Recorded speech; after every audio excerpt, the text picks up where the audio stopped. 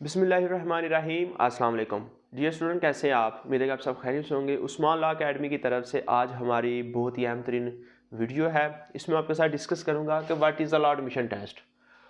बहुत सारी वीडियोस आपने यूट्यूब पे देखी होंगी कि जिसमें बताया जाता है कि लॉ एडमिशन टेस्ट बेसिकली है क्या। ये एक एंट्री टेस्ट है LLB में एडमिशन लेने के लिए। इसका जो एलिजिबिलिटी क्राइटेरिया है वो क्या है, आपने कितने मार्क्स लेने हैं, क्या इसका टेस्ट का जो सिलेबस है वो क्या है। एक मैं आपके साथ बात शेयर कर दूं कि पहले जब न्यू लॉ एडमिशन टेस्ट आया था तब इसमें बहुत सारी सेलेक्टिव चीज़ें आती थी।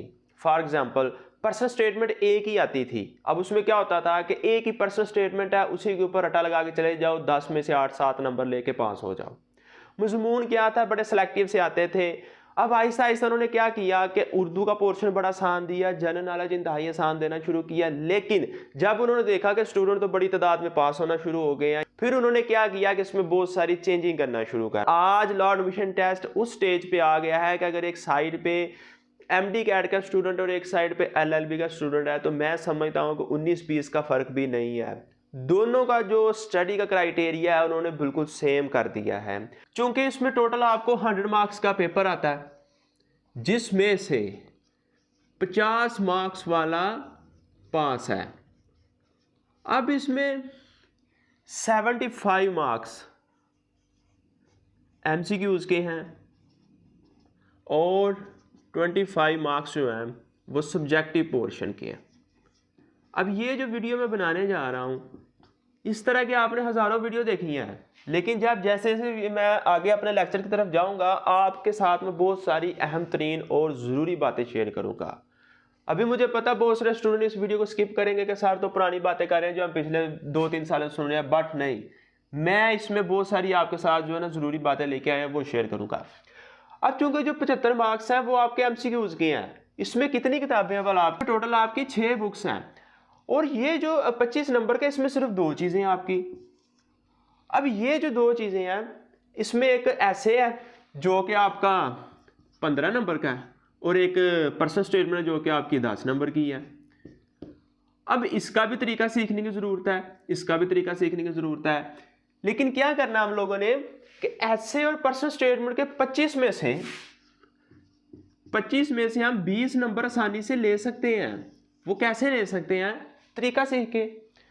या अगर हम बाजार से इतनी मोटी गाइड खरीद लें 1500 की 2000 की, वहां से याद कर लें, तो क्या सर 25 में से 20 आ जाएंगे? नहीं आ सकते। क्यों? क्योंकि वहां पे वो टॉपिक आने हैं जो आपने पहले देखे ही नहीं होंगे, वो टॉपिक आने हैं जो हमने पहले सुने ही नहीं होंगे, अनसीन टॉपिक्स आ जाते हैं। तो गाइड के अंदर तो 200-300 टॉपिक ऐसा होगा जो कि सारा याद कर लिया, बट उसमें से कोई नहीं आएगा तो क्या करेंगे? तो सबसे अच्छा तरीका हम इसका पैटर्न सीखेंगे, इसको बाद में डिस्कस करते हैं। पहले हम चलते हैं इस टॉपिक की तरफ। अब इसके अंदर हमारी क्या चीजें आती हैं? सबसे पहले इसके English, number 2 general knowledge, number 3 पाक studies, number 4 Islamic, number 5 Urdu, number 6 math. अब डियर स्टूडेंट, मेरे प्यारे वकला साहिबान, ये आपका 20 नंबर का है, ये भी 20 नंबर का है, ये 10 नंबर का है, ये भी 10 नंबर का है, ये भी आपका 10 नंबर का है और ये आपका 5 नंबर का है। तो टोटल कितने नंबर हो गए? 75। ठीक है। अब जो इंग्लिश है इसके अगर मैं मार्क्स की बात करूं तो टोटल 20 है। अब इंग्लिश के अंदर जो है ना मज़ीद 3 से 4 चीज़ें हमें देखने को मिलती हैं। नंबर 1 पे synonyms, antonyms, number 2 preposition, number 3 spellings, number 4 tenses आ जाते हैं आपके। अब इंग्लिश में सिनोनिम्स और एंटोनिम्स 5 नंबर के हैं, प्रपोजिशन 5 नंबर की है, स्पेलिंग 5 नंबर के हैं, टेंसेस 5 नंबर का, टोटल 20 नंबर का आपका ये पोर्शन हो गया। इसमें जो आसान चीज़ें हैं एक ये है और एक टेंसेस है। प्रपोजिशन में क्या चीज़ है कि आपकी टोटल पूरी इंग्लिश के अंदर मैक्सिमम 31 या 32 प्रपोजिशन है, सारी मैंने लिखी हुई है पेज के ऊपर। उसमें बेसिकली प्रपोजिशन जो है ना वो आपकी 3 चीज़ों को डील करती है, टाइम को, प्लेस को और लोकेशन को। तो देखें 3 चीज़ों के ऊपर सारी प्रपोजिशन बेस करती है। अब इन्हीं 3 चीज़ों को आगे तकरीबन पूरी इंग्लिश में 31 या 32 मरतबा मुख्तलिफ एंगल्स उन्होंने इस्तेमाल किया। बस वो 31-32 फिक्रे सीख लेते हैं तो मैं समझता हूँ कि 5/5 आपके नंबर प्रपोजिशन के आ सकते हैं।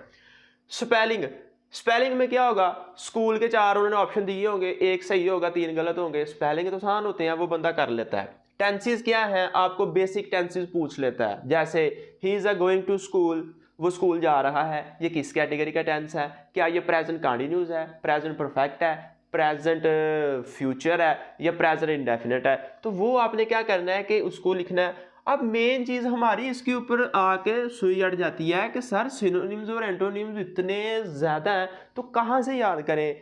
तो प्यारे स्टूडेंट, फ्यूचर एडवोकेट, इसमें ये चीज़ आती है कि आप लोगों ने इसके ऊपर इतनी ज़्यादा तवज्जो नहीं देनी, सिनोनिम्स और एंटोनिम्स के ऊपर छोड़ दें, इन 3 चीज़ों के ऊपर तवज्जो दें। 15 नंबर का पोर्शन करें, 15 में से कम 10 नंबर भी आ जाएं तो काफ़ी हैं।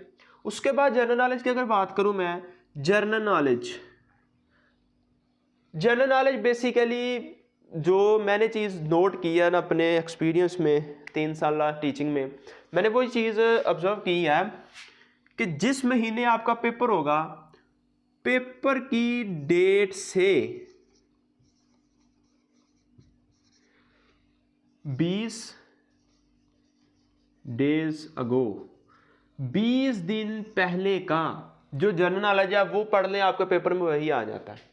हैरानी वाली बात।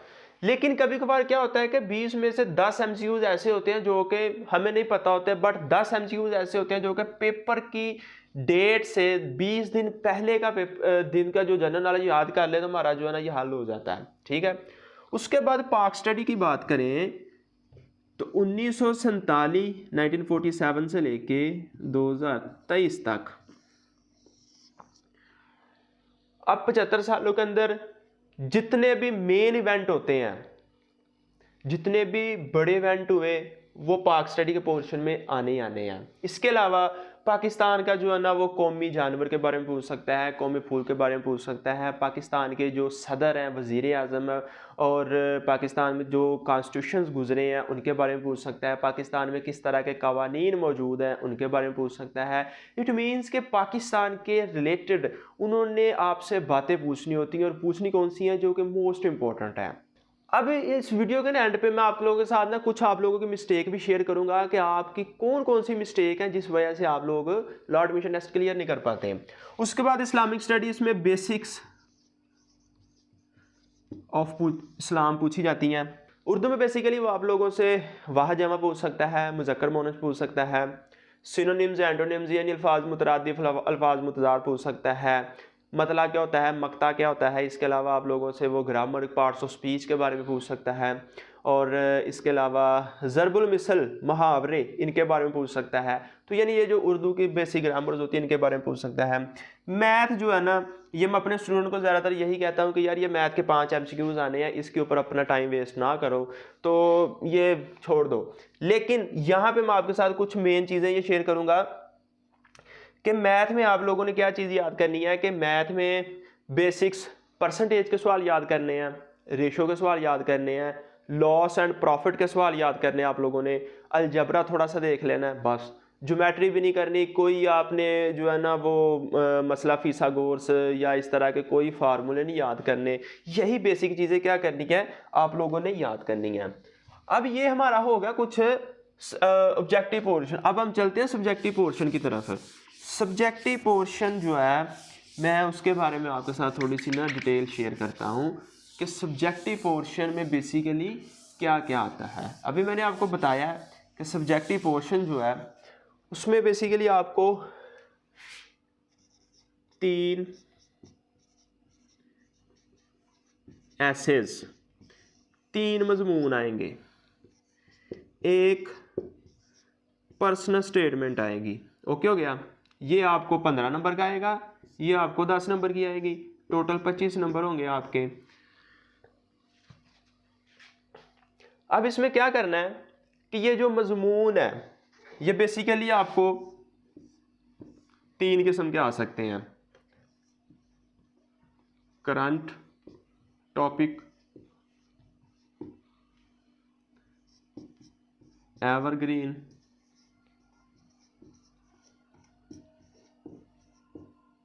टॉपिक और इसके अलावा सोशल इशू।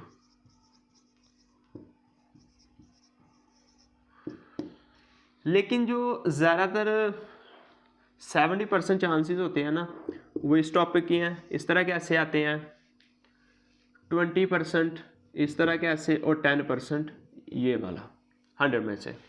मतलब आपको 3 टॉपिक आने हैं ना तो 70% चांसेस है कि आपको सोशल इशू से मतलब ऐसे वो पूछेंगे। कभी कभार होता है कि 20% को करंट टॉपिक पूछ ले, हालात हाजरा के बारे में। एवरग्रीन टॉपिक्स बहुत कम आते हैं। अब इनका क्या होता है कि तरीकाकार होता है, नेक्स्ट वीडियो में इंशाल्लाह वो मैं आपके साथ डिस्कस करूंगा। उसके बाद आपको जो पर्सनल स्टेटमेंट आएगी ना, पर्सनल स्टेटमेंट आपको सोशल इशू, उसके बाद करंट इश्यूज,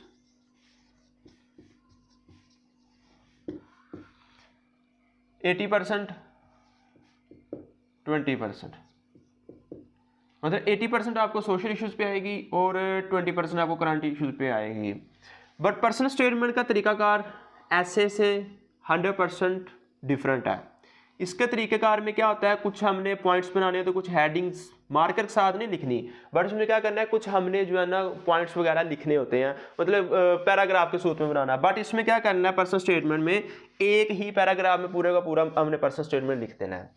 तो ये 25 में से आप अगर कोशिश कर सकते हैं तो 20-22 मार्क्स ले सकते हैं। अभी जो एडमिशन टेस्ट हुआ मेरे एक स्टूडेंट ने 22 नंबर लिए हैं, अल्हम्दुलिल्लाह 22 नंबर मेरे स्टूडेंट ने इस टॉपिक्स में से लिए हैं, ऐसे और पर्सनल स्टेटमेंट दोनों में से। तो स्टूडेंट ये आपका आज का लेक्चर था। चलते हैं जी आप लोगों की कुछ मिस्टेक्स, कि आप लोग कौन कौन सी मिस्टेक्स करते हैं अपने लॉ एडमिशन टेस्ट को क्लियर करते वक्त और आप फेल हो जाते हैं। सबसे पहले आप लोगों की जो गलती होती है वो ये है कि आप लोग ऐसे और पर्सनल स्टेटमेंट का तरीका नहीं सीखते, रट्टा लगाते हैं, फेल हो जाते हैं। इसके अलावा आप लोग जो है ना टाइम मैनेजमेंट नहीं सीख पाते, आप लोगों को उस माहौल को, उस सिचुएशन को फेस करने का आइडिया नहीं होता है, ज़्यादा बर्डन फील करते हैं जिसकी वजह से आपका लॉ एडमिशन टेस्ट क्लियर नहीं होता। और आप जल्दबाजी बहुत ज़्यादा करते हैं, शॉर्टकट तरीका ढूंढते हैं कि याद कुछ ना करना पड़े, ऐसे पास हो जाए हम। तो ये कुछ मिस्टेक्स होती हैं जो कि आप लोगों को नहीं करनी चाहिए। तो आज के इस वीडियो में इतनी मालूमात थी कि मैंने आप लोगों के साथ डिस्कस करना था कि लॉ एडमिशन टेस्ट बेसिकली है क्या और इसको किस तरह से क्लियर किया जाता है। तो हमारा लॉ एडमिशन टेस्ट का नया सेशन स्टार्ट होने जा रहा है, तो अगर आप लोग ज्वाइन करना चाहते हैं तो नीचे दिए गए नंबर पर मेरे साथ रब्ता करें, आप लोगों को सेशन में ऐड किया जाएगा। तो मुझे दीजिए इजाज़त, मिलते हैं एक न्यू वीडियो में, तब तक के लिए अल्लाह हाफ़िज़ Nasar and wish you all the best.